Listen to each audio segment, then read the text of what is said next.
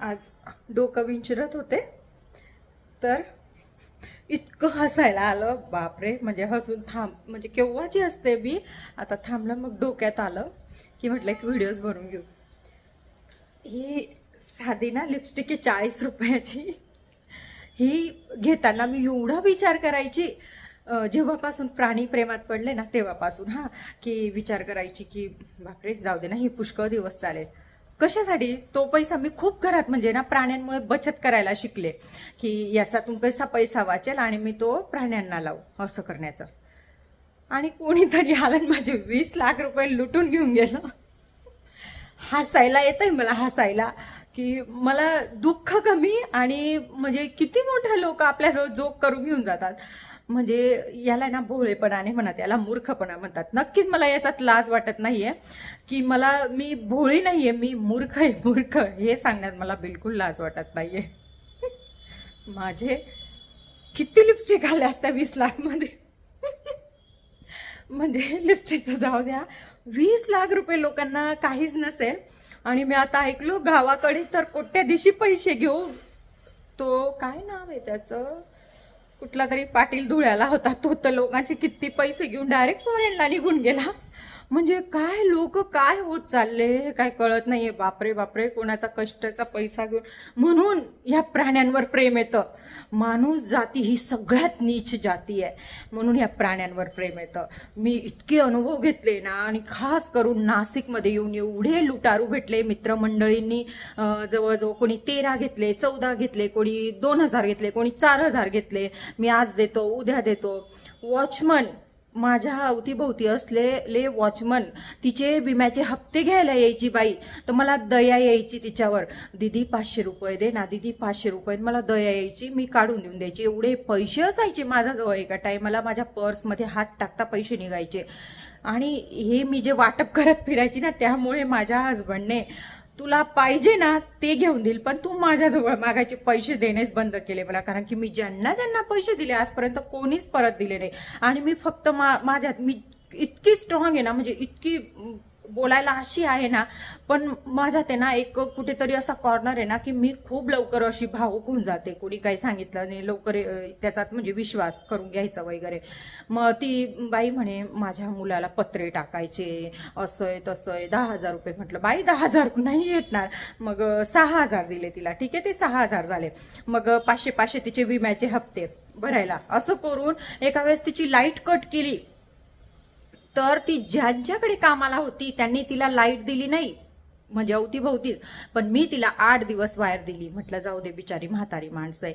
त्यांचं पाण्याचं connection cut केलं, त्यांचं बिल 2,000 रुपये मी भरलं. त्यांच्या साहेब इथे नाही राहत, त्यांचे 2,000 मी भरले. साहेबांनी त्यांना रिटर्न पण केले. माझ्या साहेबांशी बोलणं झालं. म्हटलं 2 वर्ष होण्यात आले, पैसे देत नाहीये. साहेब तर असं करणार नाही. त्यांचे साहेबांना विचारलं, आम्ही तर लगेच देऊन टाकले. ते पैसे तिने मला दिलेच नाही. 14,000 रुपये उधारी झाली.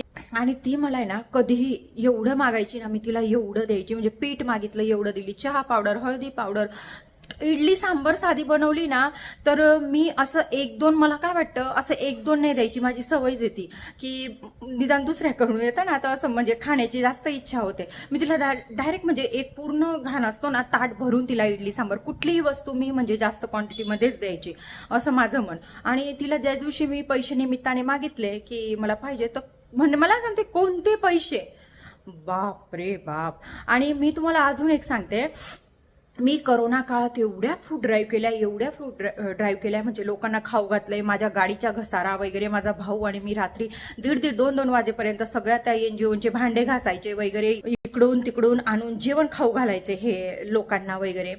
आणि आज ते लोक, मी त्यांना राशनचा तांदूळ फ्री भेटतो, माझ्या कुत्र्यांना राशनचा तांदूळ लागतो, तर मी त्यांना 20च्या भावाने मागते ना, ते काय सांगता नाही 25 देऊ 30 देऊ, आम्हाला परवडत नाही. अरे फुकटचा तांदूळ परवडत नाही. ह्या लोकांना मी पूर्ण करोना काळ खाऊ घातलेला आहे. अजूनपर्यंत कपड्यांची ड्राईव्ह करत मी किती कपडे दिले लोकांकडून, कपडे आणायचे, त्यांना वेगवेगळे करायचे. त्याच्यामुळे मला स्किनचे प्रॉब्लेम झाले. म्हणजे वेगवेगळे नवे वेगळे, थोडेसे चांगले, मग थोडेसे फाटके तुटके, जे कुत्र्यांना वापरात येईल वगैरे, असं NGOमध्ये इतकं काही काम केलंय ना माणसांसाठी. पण मला आजपर्यंत एक माणूस कामाला नाही आला. ह्या जितक्या लोकांना खाऊ घातलंय त्यांना मी साधा अंगण साफ करायला बोलवते ना, तर 100-200 शिवाय काम करत नाही. फक्त झाडू मारायचा 100-200 शिवाय काम करत नाही.